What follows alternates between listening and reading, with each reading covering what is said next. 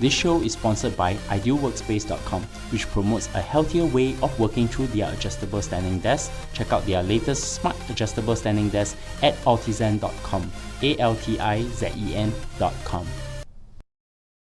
Welcome to Analyse Asia, the podcast dedicated to dissect the pulse of business, technology, and media in Asia.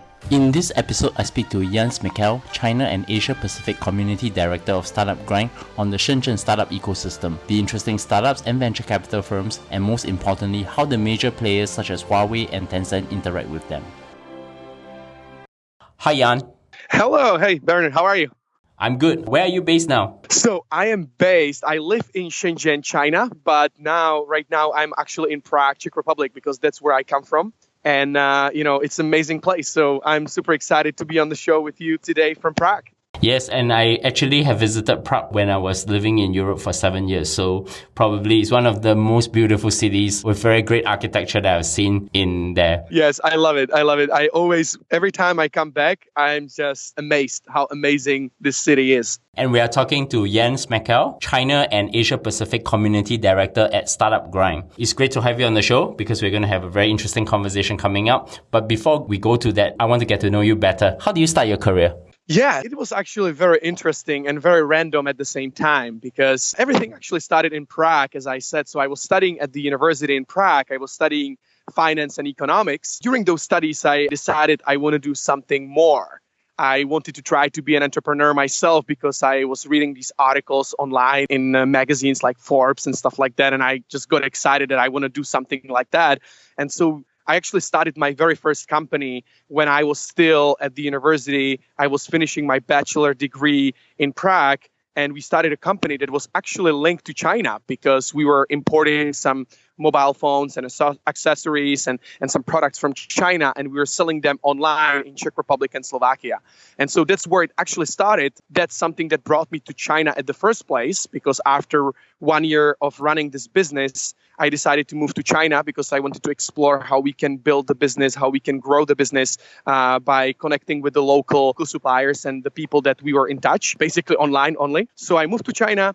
After that, I ended up selling the business, after, let's say, another 1 year in China, because I just wanted to also try different things. Now I work for Startup Grind, which is the largest entrepreneur community in the world, basically. As you mentioned, I run China and APAC region for them. And it's just super exciting for me to work with all of the entrepreneurs and all of the passionate community builders that are in that region. And so that's the long story short, basically. So why do you end up choosing Shenzhen as where to be your base of operations? Because usually most people that I know who comes to China usually tries to set themselves up in either Beijing or Shanghai. Yeah, it was a very practical decision because all of the suppliers that we had in our first business or in the previous business that I was running were actually based in Shenzhen, because I guess because you have done these podcasts, they have been doing it for a while, and you definitely know something about China, is that in Shenzhen, there's this market called Huachanbei where you can buy basically anything. And so the first suppliers that we had in China were actually based in this place, in this market. That's why, that was my first connection. That was the first thing that I learned about China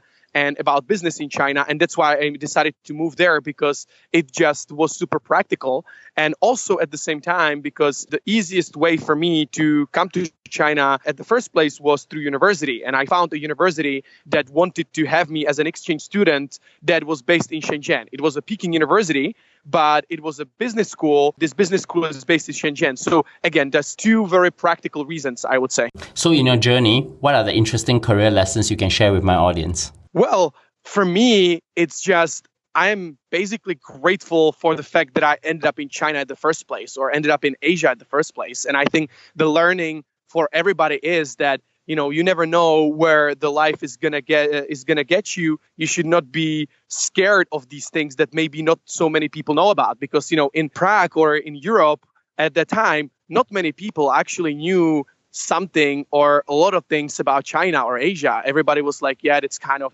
unknown region for us, because everybody was talking about Silicon Valley and London and Germany and these ecosystems when it came to business and when it came to startups.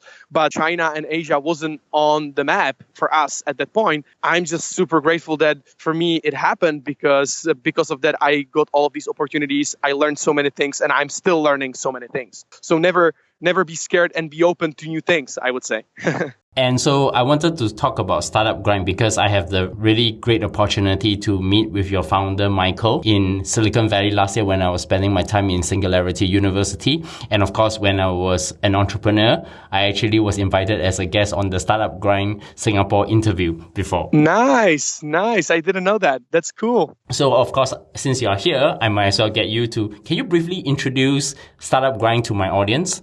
Absolutely. So as I mentioned, basically right now, how I introduce Startup Grind usually, and actually yesterday we had an event in Prague, and so I was talking about it. And so Startup Grind is right now one of the largest and maybe even the largest entrepreneur community in the world. What it means is that we have people in more than 300 cities and more than 100 countries around the world. And yes, we host a lot of events. So you mentioned that you were a guest at one of our events. And so this kind of event that you attended, that somebody did an interview with you and you could share your story and your experience and you could connect with the local audience and basically help them maybe on their journey. We do these things everywhere in the world, basically everywhere in the world. Like, of course, there are some places where we are still not present and we are exploring those. And that's also one of the things that I'm responsible for, that I'm in Asia and I'm responsible for finding people in places where we can host events or start hosting events and basically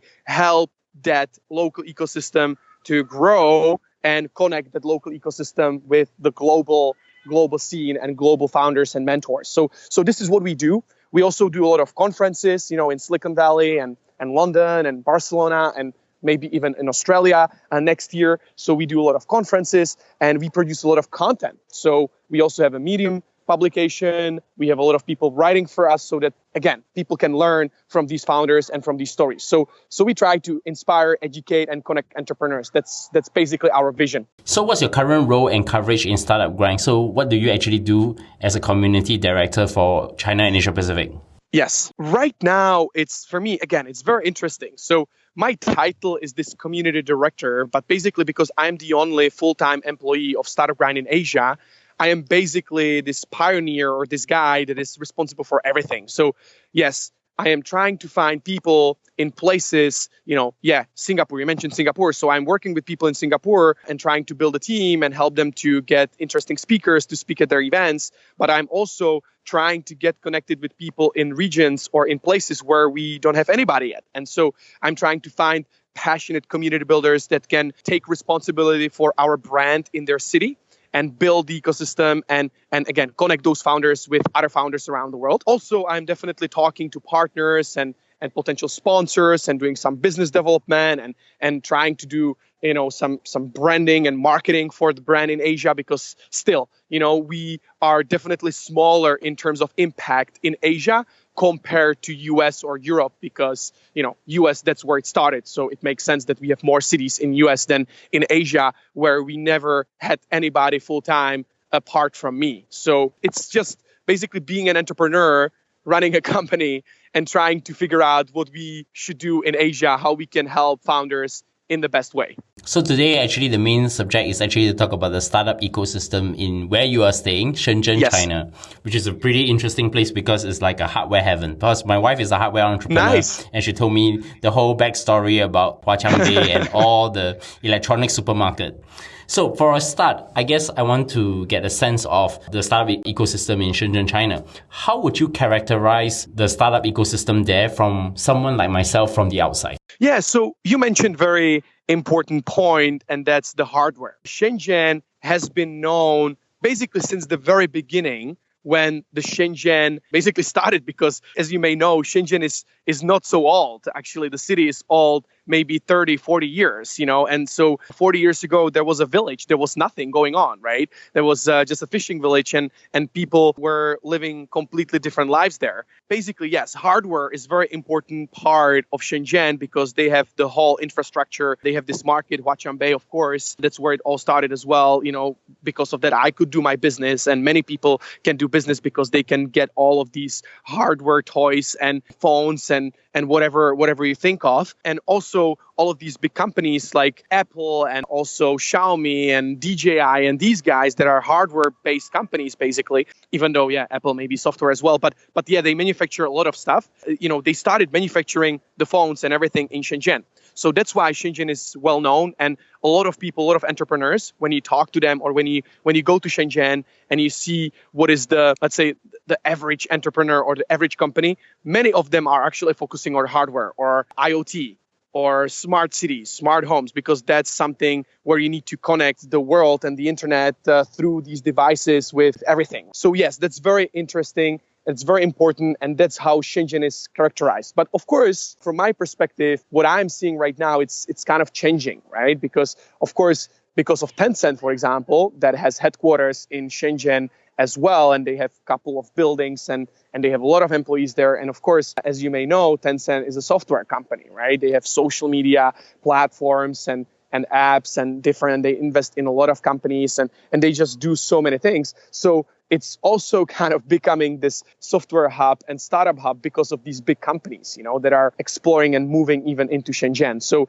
it's a very exciting place because it's growing fast. It's a, let's say, special economic zone as well, because as I said, the city was built for entrepreneurship because there was nothing 40 years ago, 30 years ago. And now people from all around China, young people, are moving to Shenzhen to find opportunities to either work for companies like Tencent, DJI, and these big guys that I mentioned, or to start their own companies because Shenzhen is known as being one of the most open cities in China. So again, it's very interesting. And these are the couple of points that I would like to mention when you ask me how I would characterize Shenzhen, the city.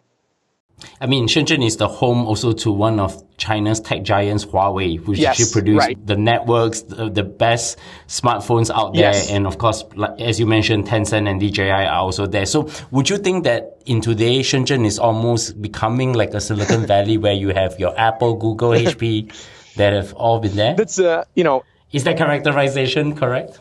I think when you want to simplify it, when you want to really, really keep it simple, then you can probably say that.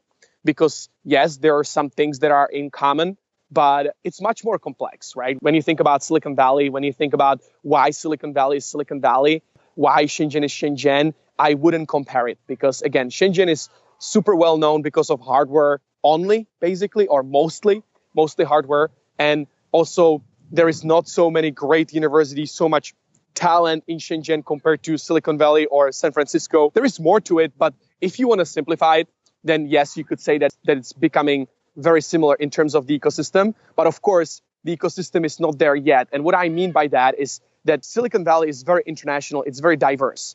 And in Shenzhen, it's still very local. And it's very hard for foreign companies or foreign entrepreneurs to come to Shenzhen, to go to Shenzhen and do something there from scratch, to get the information, to meet the right people. It's still pretty difficult compared to Silicon Valley. Yeah, because there's not so many people doing community events. There's not so many people trying to even translate the information so that it's available in English, so that if you don't speak Chinese, if you just come to Shenzhen for the first time or to China, you can get that access. So it's definitely not there yet. There is a lot of things that need to be changed before you can say that it's the new Silicon Valley or it's the new mecca of entrepreneurship. But definitely it's an exciting place and I love it, because there is a lot of opportunities and there is a lot of things to learn. So what are the key traits of the Shenzhen startup ecosystem then?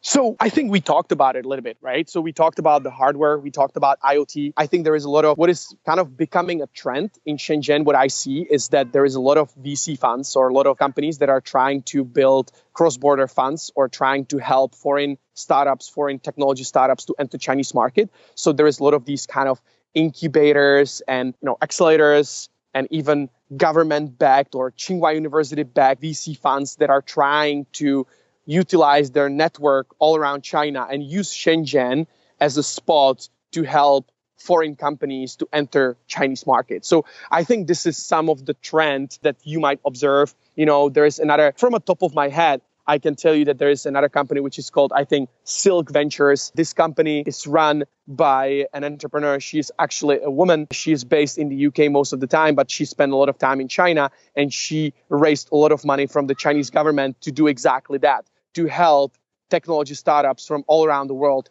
enter Chinese market. So this is one of the trends that I see, and that's something that is happening a lot right now. I want to get away from the big companies. I want to get your opinion. Which are the interesting startups that have actually evolved from the Shenzhen startup ecosystem? Yeah, I think we mentioned a couple of them, or I don't know, we talked about it, right? For example, we mentioned DJI, which is not a startup per se. It's a unicorn now, right? Because it's unicorn, it's a huge company. But what is interesting about that company is that they started in Shenzhen, and it's actually not so long ago. And now they basically own like 80% of the whole drone market around the world, and they do really, really cool stuff. They do a lot of innovation. So that's one of the companies, right? There's another company, which is now Insta360. I don't know if you have heard about the company, but it's another hardware company. They do 360 video cameras, and they also do VR stuff. And they started a couple of years ago, and now Facebook recommends this company to users to use this product to get great experience when it comes to live streaming and doing something in 360 or in VR. Yeah, they're expanding. They're opening offices around the world. Another company, again, it's funny, right? But it's hardware. That's something that that validates the point that we were talking about, that it's mostly about hardware in Shenzhen. So there's another company called Smejkal, which is kind of playing around with the STEM education and robots and these things that people can learn how to code and how to build stuff, and they raised a lot of money. They raised a couple million or maybe 20 million US dollars, and they went through different accelerators, and they're kind of becoming global leader in what they do. So there are these companies. Another maybe last company that comes to mind is OnePlus, right? That's also, again, maybe not a startup per se, because they were launched within another big company, but they behave like a startup. They have a smaller team, they have different office, they focus on different markets. It's a Chinese brand, but they do it very in an internationalized way, and they're pretty successful in markets like India and Europe. And so these companies are all kind of hardware based, but they're pretty successful, and they were all born in Shenzhen. Do you have any software startups that have emerged in Shenzhen in the recent years? I honestly, right now, when you ask me, I cannot really think of anything that would be really, really well known, especially in the international community. Of course, there are many Chinese companies, and even just think about it, right? So for example, WeChat, right? So WeChat actually was born in the region, right? And it's kind of a software, it's social media thing. And it's not so old, right? So that's something that many people probably know about or should know about, because it's a huge innovation in terms of building the whole ecosystem around your product. Because WeChat is not just social media platform, but it's also about payments, and it's also about marketplaces and e-commerce and everything. So that's something maybe that I would mention, even though, again, it's not a startup per se. It was built within Tencent, but it was built by different team that is completely separated from the Tencent headquarters, and is actually now sitting in Guangzhou, which is a city that is like 1 hour from Shenzhen.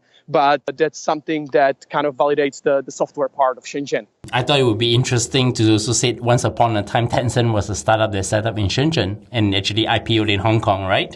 Right? Yeah, you can say that. I'm very curious about Shenzhen from the accelerator and incubators viewpoint, because I have a friend by the name of Benjoff and Cyril Eberswiller who set up the Hex accelerator. I have a very good friend who's actually lives in Singapore, but he spends most of his time in Shenzhen. His name is Bunny Huang, and I think he did the tour for Wired recently in Shenzhen. I want to get a much more bigger view of the ecosystem. Are there any interesting key accelerators and incubators that you've seen that's in the ecosystem? Yes, absolutely. So you mentioned the one that probably everybody knows in the space. People that are in the space, that are in the startup ecosystem, they probably know Hux, because again, they're one of the most famous accelerators in the world in terms of hardware. And yes, they are one of the pioneers when it comes to building this thing in Shenzhen, China, and helping founders to manufacture product and to get to the market faster. But there's a couple of them. So another one that probably you know, they are actually based in Hong Kong too, but they have offices in Guangzhou and Shenzhen, and they're called Brink.io. Yes, I know Bay. Yes, Bay. So Bay is a good friend of mine, and they have a huge team. Actually, they're mostly in Guangzhou because they have the factories and they have partners in Guangzhou. And they are incubator, accelerator, as well, they focus on IoT and healthcare mostly, but also what they do and what I really like about them is that they're trying to build a community around China in terms of information. So they organize China trips for entrepreneurs that actually are thinking about doing something in China, but they have never been there. So they can help them to get the first sense of what it's like to talk to factories, to visit factories, to talk to some partners and stuff like that. So they can provide a lot of support. They build a community. They have a community which is called Enter China, I guess. They actually help other companies, not only their portfolio companies, but they have kind of like a studio that if you have a company that needs to manufacture something in China, they can help you from the very beginning to, get to the right factory, to source the right products. They have the local team, Chinese team there, and they're pretty good. And they're now opening different partnerships and different branches around the world. So I think what they're doing is pretty exciting too. And so these are the two major ones when it comes to international founders that are thinking about going to China should know about for sure. And then, of course, as I mentioned, there's a couple other incubators and accelerators that are mostly local and even, let's say, government backed or, for example, what they are doing. There are a couple of incubators and accelerators that have some sort of partnerships with different cities in Europe, and they try to do this kind of talent exchange and startup exchange. So if there is somebody from China that would like to enter Europe through Finland or through Dublin or through these places, they can go through this accelerator because Chinese government has partnership with the other local government in Europe, and they can do this kind of exchange and support in terms of language translations and, finding partners and getting the right information and stuff like that. So this is, again, that's part of the trend that I mentioned that it's happening. So whenever there are entrepreneurs, there are investors. So who are the investors in Shenzhen, for example, venture capitalists and any interesting early stage business angels or probably super angels that is living there that we must know? Yes, that's a very interesting thing. I can give you, again, a couple of examples because if you would like to know every single person there, then probably, we would spend a lot of time on that. But again, because I guess your audience is more international, then, they would be looking for people that can actually help them from the international perspective. So the funds that can actually support them in terms of language information and stuff like that. So one of the very interesting things that is happening, and again, it's linked to the things that I already mentioned before, this cross-border and talent exchange. There is a fund called Leaguer X, and it's a Chinese fund. It's backed by the government, and it's also backed by Tsinghua University because they have a lot of resources.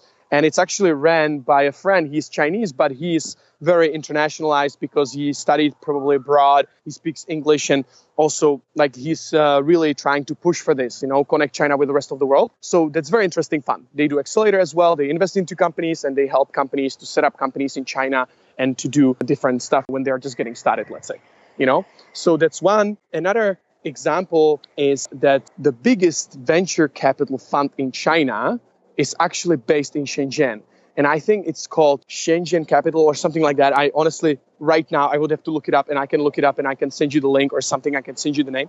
That's very interesting because, they have a lot of money under management. They are the biggest and they are very localized though. I don't think that they do a lot of stuff when it comes to international founders or international companies. But this is, for example, the fund that you should know about. Yeah, as you mentioned, even Hux invests into companies, right? Through Accelerator. And even Bring invest into companies. Tencent, they have different arms. They have different investors that invest into different companies. Let's say AI. They even launched AI incubator and accelerator right now. So there is a lot of things. And of course, I would first go in a direction that is more open to foreign founders if they want to come. So I would target these big companies, or I would target these accelerators or the communities and go through this path if you want to find investors or if you want to learn something about VC in Shenzhen. So what are the key events that people can attend in Shenzhen to get an introduction? Or is there any major event that we must show up, in order to get the feel, the vibe of the startup ecosystem here? Yeah, absolutely. I'm going to give you the plug. So Startup Grind is actually very active. We are very active in Shenzhen. And even in the region, we have also chapter in Guangzhou and in Hong Kong as well. So we kind of connect the dots between these three cities that are very, very close to each other.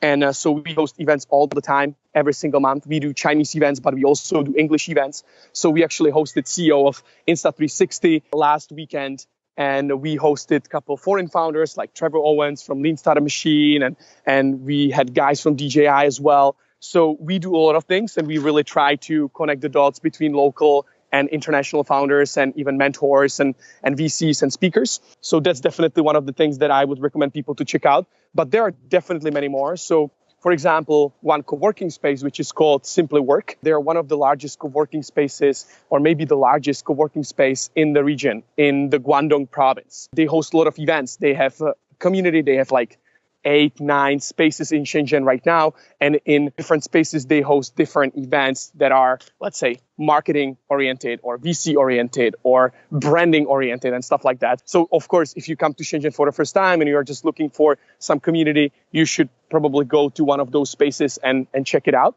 So that's next one. Another one that is organized by my friend is actually a big conference, which is going to happen in December this year, December 11th, 12th, and 30th. It's called Mars Summit. It's basically a big conference for 10,000 people. There is going to be a lot of startups from all around the world, of course, mostly China, but also there is going to be a lot of speakers from Silicon Valley, from Europe, even probably some from Singapore, because I'm helping even with this conference, and we are working with a couple of people in Southeast Asia so that we can create that bridge as well in terms of information. And so this event is really, really interesting because it's kind of the RISE conference of Shenzhen, or of China. Because there is a lot of people at one place. It's for 3 days, and you can connect with a lot of founders, VCs. You can pitch to VCs if you have a startup, and you can apply for a startup program and whatever.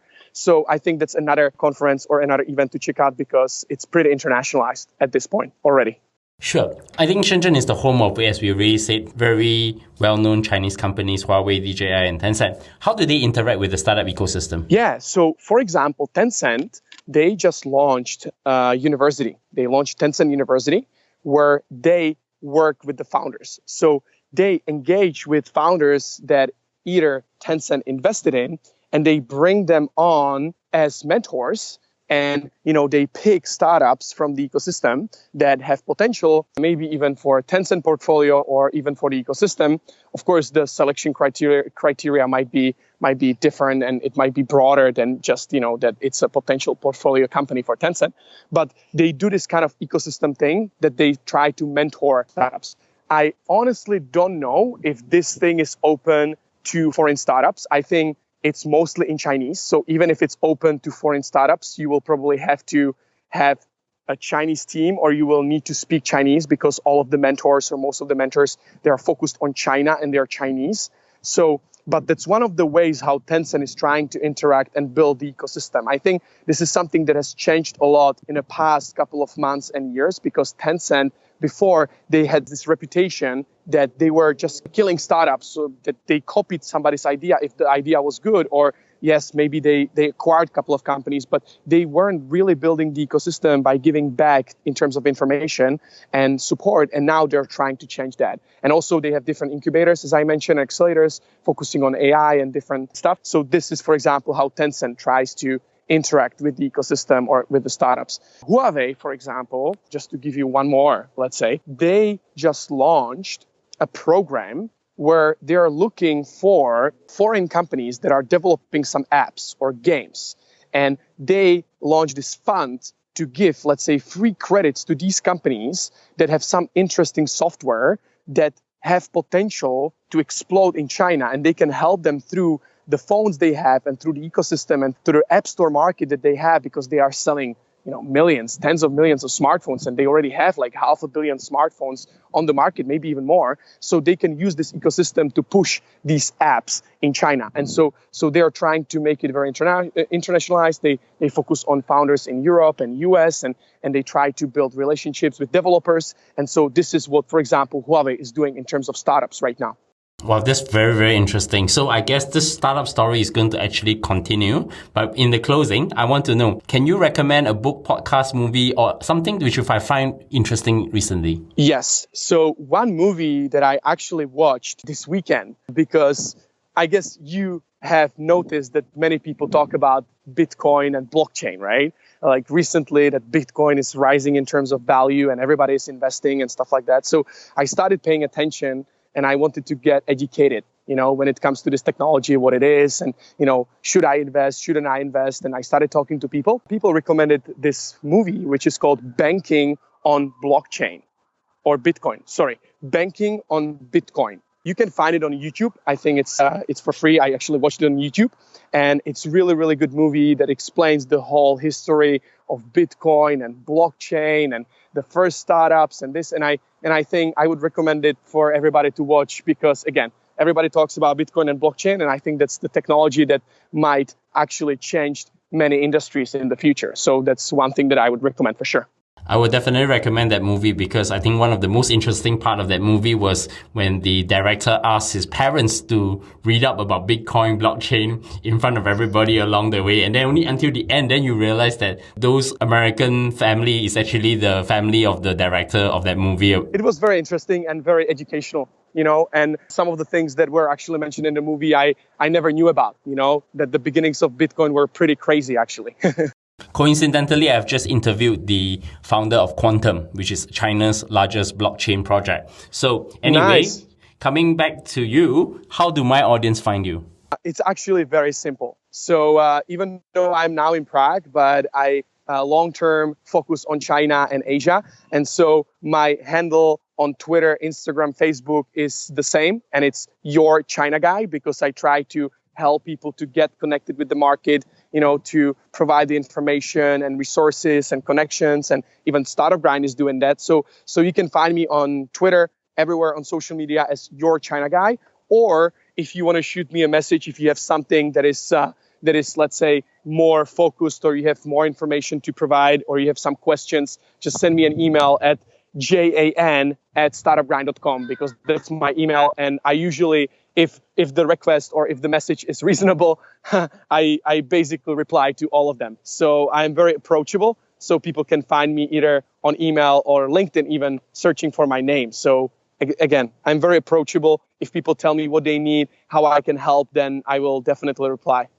And you can find me at bleongcw@bernardleong.com. Subscribe to us at Analyse Asia, ANALYSE Asia. You can find us on iTunes, Stitcher, SoundCloud, Acast, and of course, TuneIn and Google Play in the US market. Tweet to us, recommend us with a star on Overcast, or give us a 5-star rating on Apple's podcast. And of course, give me your valuable feedback. So once again, Jan, thank you for coming on the show. Well, thank you for having me. Really appreciate the opportunity. And I hope to connect with some of the audience. Thank you.